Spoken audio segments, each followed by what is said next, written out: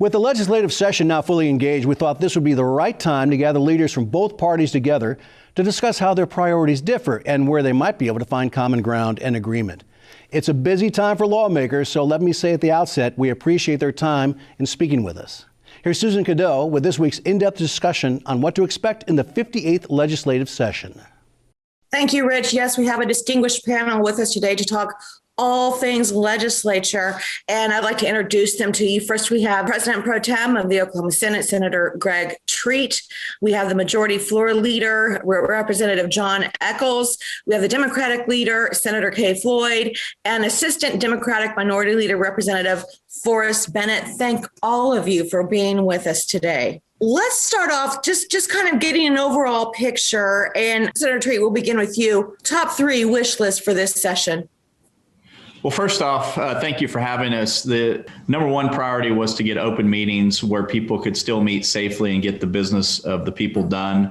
We were able to deliver on that. The governor signed it. That was really important. And then trying to figure out what are we going to do to get more businesses to locate here, businesses to expand, and then trying to modernize the way we deliver government services. As you saw with the Oklahoma Employment Securities Commission, we had some hiccups and we need to modernize. We need to get better in our IT infrastructure, better in the way we hire and fire people. And so we're going to work on all those, but we'll be rolling out our full caucus agenda next week. Senator Floyd, how about you? Does any of your top 3 lists kind of overlap there? Our number one priority is the COVID pandemic that we're dealing with. We've got to make sure that we've got sufficient testing, all the testing that we need. Now that the federal government has a nationwide rollout plan, we need to make sure we get the vaccines that we need. And once they're here, we need to make sure they're distributed to the people that need them most. And our first responders, which, by the way, have done a remarkable job for the last year, just unbelievable job. That's our first. Also getting those vaccines to nursing homes and those that are shut in and can't get out of their house to receive the vaccines. Our second priority is going to be Medicaid expansion. My caucus was disappointed that a lot of the Medicaid expansion moving forward was done by the executive branch while we were out of session. We feel like that muted our voice to a certain extent, so we're going to keep a close eye on that, try to get the dialogue started again. And then the third thing is, as it always is, education and making sure we properly fund our schools. Representative Echols, how about you? What would you like to see happen right off the bat? The House Republican Caucus is going to focus on a few things this year. One of them is going to continue to be rural broadband service. That's all part of an overall economic development plan. And that's where I do think there is some overlap with the House Republican Caucus and the Senate Republican Caucus. I love when I hear them talk about economic development. That is something we're going to continue to move forward in diversifying our economy. And one of the planks the House Republican Caucus talks about a lot is rural broadband. To extend, that is an economic development tool. The other thing the House will be focused on is education, as we always have. But yes, funding. We wanted to have additional funding, but also reforms. You'll see us wanting to work with the Senate and the governor to push things like open transfer, where your zip code doesn't determine where your child should have to go to school. That's overwhelmingly popular, and some modernizations of the funding formula. So I think, and then obviously, healthcare is going to be a big point for everybody. We have Medicaid expansion. The citizens of the state of Oklahoma have voted for it. There was no funding mechanism. Funding healthcare properly in a stable manner is going to be something that's very important in the House Republican Caucus. And here we go. We've gotten to Representative Bennett. And as we look for what your top 3 wishes are, what do you think Oklahomans should be looking for from this session? I know what Oklahomans are looking for, and that's for us to address the biggest crisis in front of us, which is COVID. The House Democratic Caucus has for years filed legislation to take care of those among us who are the most vulnerable. And while COVID does not discriminate, it's clear that the laws and statutes that we have on the books have made it a lot worse for some than others. And we want to make sure that those issues are being taken care of. Healthcare is absolutely one of them, and education, making sure that kids can be safe at school, which requires the community around that school to be safe. And we have a variety of bills that we look forward to having Republican support on. They're reasonable updates that will make life a little bit better for people. And I think that's what Oklahoma is expecting of us. I mean, my constituents and others are asking us what we're doing about COVID and what we're doing to make them better. So let's talk about how to deal with COVID and our children and going back to school. What's the situation right now? Are individual school districts making the decision of whether or not to have in-person learning? And at the state capitol, is this a partisan or bipartisan issue? Kids need to be in the classroom. And if you look at more here in the Oklahoma City metro, they have not canceled school. Their rates are not higher than any other district. My kids go to Deer Creek Public Schools, where they're on an A-B schedule, where they're meeting in person Wednesday and Thursday. And it's just not conducive for real learning. This year is going to be very difficult for kids to meet standards and to meet the academic achievements that we want them to. They're doing the best. We're all in this together. I don't think it should be a partisan issue, but we need to get kids back in the classroom. We need to make sure teachers and support staff are protected. I'm glad the immunization is rolling to the teachers and support staff now, that we're rolling out our vaccine in Oklahoma better than many states in the union. Senator Floyd, what say you? So I think that it's more regional than partisan, the issue is, because we've got rural areas that are treating it one way, another way. It's very complicated. It is. Everyone agrees that having kids back in the classroom is the best way to learn. It's best for the kids. It's best for the teachers. And frankly, secondarily, it's good for business because all those parents can get back to work. But the fact of the matter is that it has to be safe or we'll have another spike. And we've seen that in other states. So we need to look at the big picture and address every issue, make sure that it's safe for the kids to go back to school full time, make sure the teachers and staff have the protective gear they need. So we need to do it, but we need to do it right. Representative Echols, what do you think about the vaccination distribution across the state? Is it going well enough for your taste? Well, it's never going to be going well enough for my taste till we have 70% vaccinated. So the answer to that. Now, what do I think about the job the state of Oklahoma is doing? Objectively, the state of Oklahoma is doing a phenomenal job in vaccination. We've been in top 10 in total vaccination rates. I talk about this almost every week in the vaccinations. I think we're doing a good job. However, if we were number one, I would want us to go faster.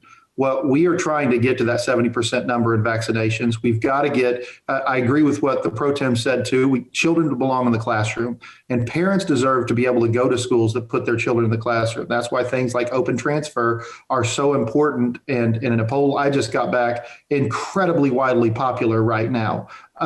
We need to give the opportunity for parents to make those decisions for their kids.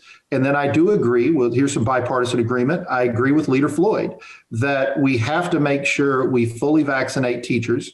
That rollout has got to be aggressive. I'm excited we've started it, and we have to make sure schools have the PPE that they need. But any education discussion has to start and end with what's best for children. And what's best for children is making sure parents have an opportunity to have them in-person school somewhere. Representative Bennett, what are you seeing in your area and what are you hearing from your constituents regarding the overall response to COVID, both education and vaccinations? Well, I had an interim study on COVID and the sort of economic impact that it's had on Oklahomans. And I echo some of the concerns that Leader Floyd mentioned. I mean, people want their kids to go back to school. They want vaccine distribution to be prioritized in the right way. One example of how we can make schools safer for kids is making sure that the community around them, like I mentioned earlier, is safe. And studies show that when there is spread in public schools, it comes from the community and not the other way around. So that's what's very frustrating, I think, for a lot of Oklahomans, both in my area and across the state. It's true that it's regional, but at the beginning of this, the spread was happening in urban areas while rural areas were pretty safe. Now it's rural areas where it's rampant, and they're coming to the cities for care. So at this point, it really is a statewide issue, and we wish that the governor had taken action earlier on that. But right now, what we're seeing is incredible efforts by individuals and communities to curb this spread. And I'm impressed by that, but I sure wish that the state had done more earlier, and I wish that we would do more now. And we have the chance to do so, so I hope we do. I want to move on to Medicaid expansion. Senator Floyd, you brought this up, so I'll start with you. How do we fund Medicaid expansion? And is the governor's plan to privatize a possible solution? So my caucus has been greatly concerned about the way Medicaid expansion is moving forward, and mainly because it was a tight vote. Everybody on this call, everybody watching this knows that it was a tight vote for 802 to pass. And so our caucus believes that the legislature should have been part of the discussion on expanding Medicaid. It's probably one of the biggest shifts in policy of this state in at least 12 years. and the legislature was not even in session while all these decisions were being made. So we have a great deal of concern that the policy and the procedures just not the process itself just hasn't worked the way it should. Senator Treat, do you feel the same way? Has the process been flawed in getting us to this point? The process has been complicated. So last session, we passed both chambers a plan that was called Sooner Care 2.0 that the governor had championed and that it got vetoed. And so we were back at square one. The voters passed 802 by a narrow margin, but they did pass it. And we want to institute the will of the people. They didn't put a funding mechanism. So what's really complicated about initiative petitions is you can pass a sweeping change and not fund it. So we're looking for $164.8 million roundabout to be able to implement it. And the process is ongoing. It's one of the most divisive conversations we have at the state capitol. I'll ask the representatives, do you guys feel the same way? Representative Echols, I'll start with you quickly. Do you feel the same way on that? Is it a doable task? Well, it's a doable task because we have to do it. But to Leader Treat's point, I mean, there was a funding mechanism on the ballot in addition to Sooner Care 2.0, which I wish was not a veto. That would have solved a lot of these problems. There also was a funding mechanism on the ballot, which was TSET. One of the things it's important for legislators to do when we have these conversations is be honest with people. And one of the ways to being honest is you can only spend dollars one time. That's it.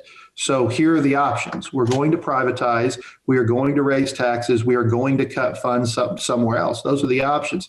And this legislature is not going to raise taxes. So what we have to do, I do think the legislature needs to be included in the process. I think trying to ram it through is not going to end up successful in the long run, whether it's the governor ramming through the legislature or the majority party ramming through the minority party. We've got to do that. We can't do that. We have to recognize people that say more services, but no more money.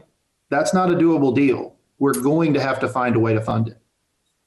Representative Bennett, what about the privatization option? What can you explain to folks like me who may not understand what all that entails?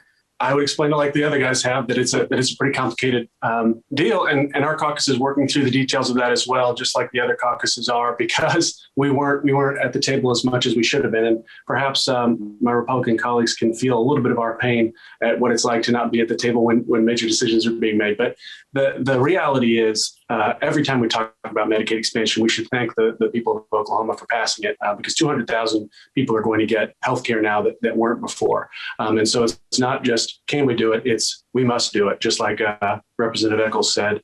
The bottom line is, the question is, will the state do it, or will we contract a private company to do it? It's obvious that the governor's office has made that decision. And I share, I think, once again, he's done what seems to be impossible often, which is unify the legislature and the chambers. There's a new Legislative Office of Fiscal Transparency. Who wants to tell me what that is and what that does? We created it a couple of sessions ago. It's part of the legislative process. It's shared between the House and Senate. And it's to get real actionable numbers. It was something Oklahoma was lacking compared to other states. We would get numbers from state agencies, and we had no way of verifying those numbers or looking into programs to see if they're working. It's off to a fast start. They've gotten a few reports out, and I'm very proud of the work that we did in the legislature to create this office. It has already proven its worth.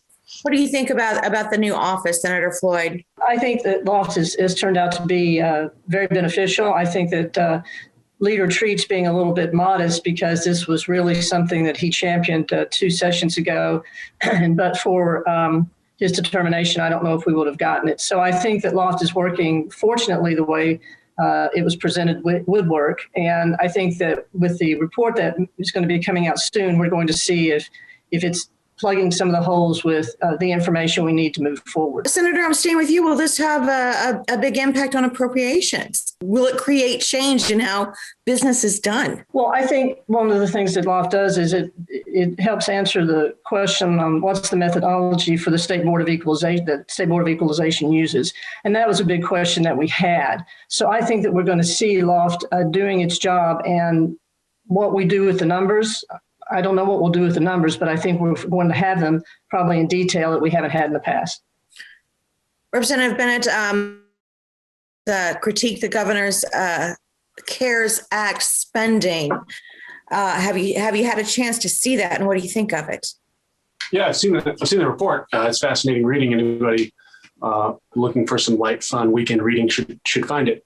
The criticism is valid because the bottom line is there's a lot of CARES Act dollars that we can't trace as well as the people of Oklahoma deserve for us to be able to. And so I will admit my skepticism at the beginning, and apologies to Leader Treat for that approach to treat. But I've been pleasantly surprised by their ability to force this transparency. And the governor's office once again has some. Sorry about that. I just got a call while I was doing that. The governor's office obviously has some additional questions they need to answer. But if Loft continues in this way with good bipartisan oversight by the legislature, I'm optimistic. Representative Echols, did you read that report on the CARES spending over the weekend in your downtime? And if so, thoughts?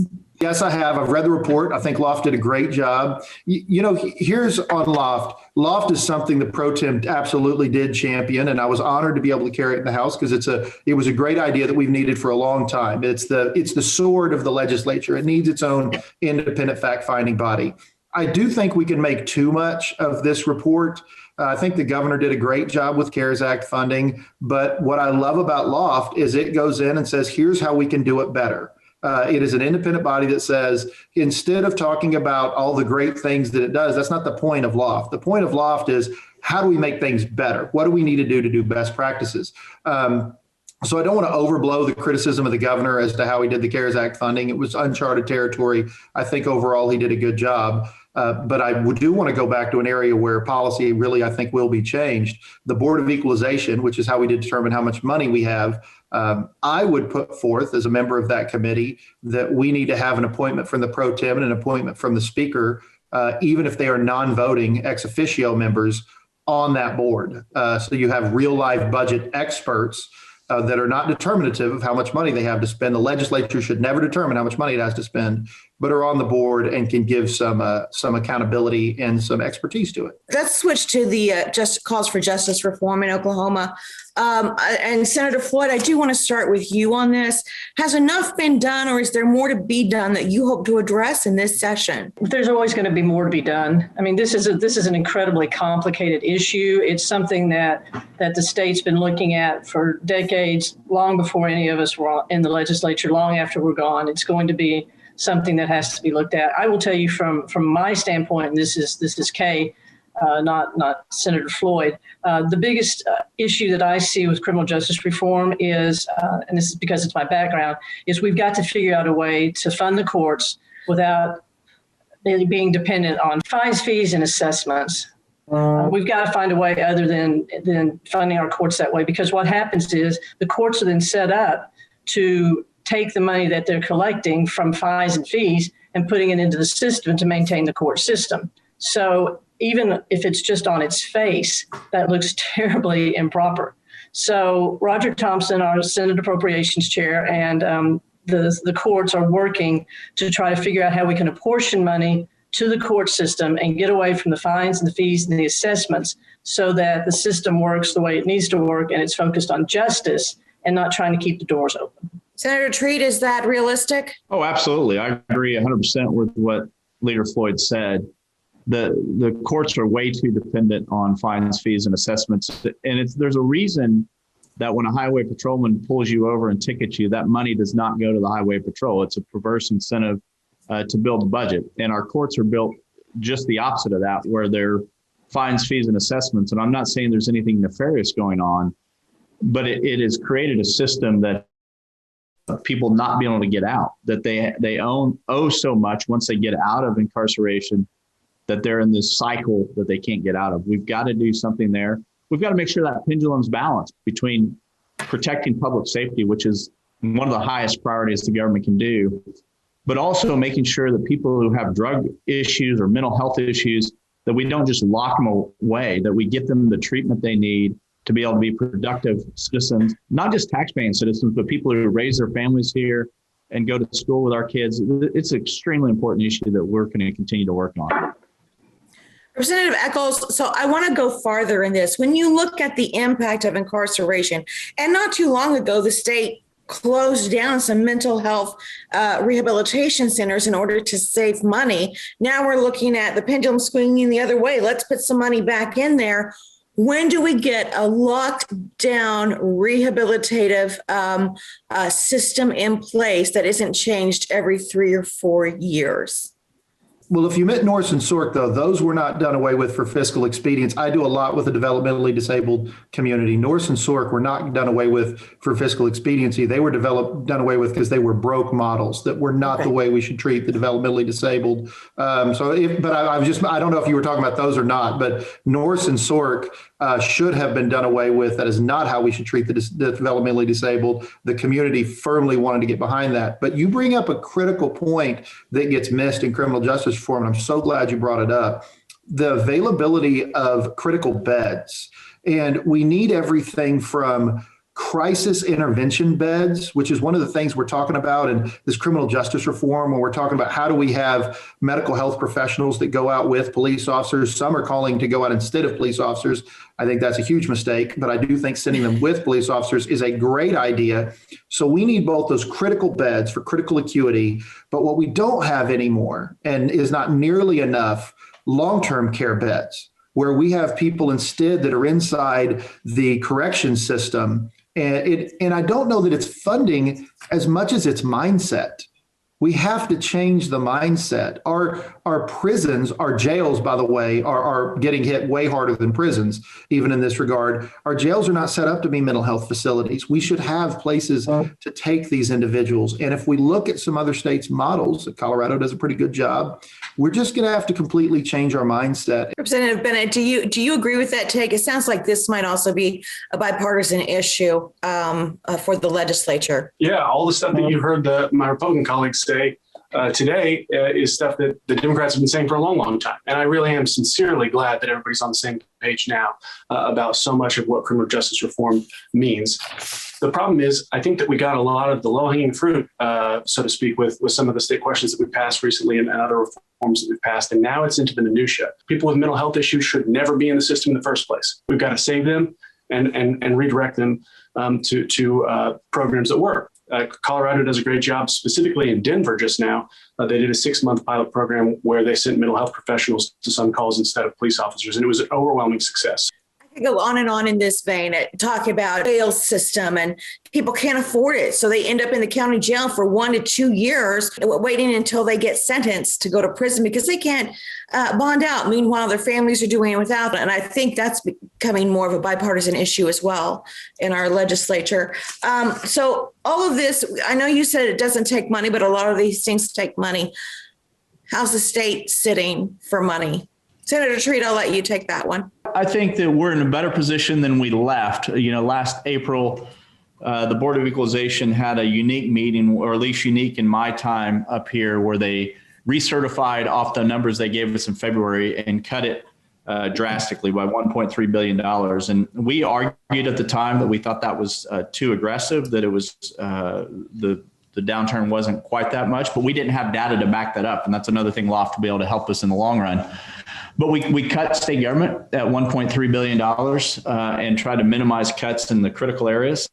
That has put us in a better spot coming into this session. We have some cash on hand because it was more like $800 million that should have been cut. So we're in a much better spot. Not everything is rosy, and we have to come up with money for the $164.8 million on Medicaid expansion that wasn't funded in the state question. So we've got a lot of challenges in front of us, but we're in a much better spot than we were when we left session last year.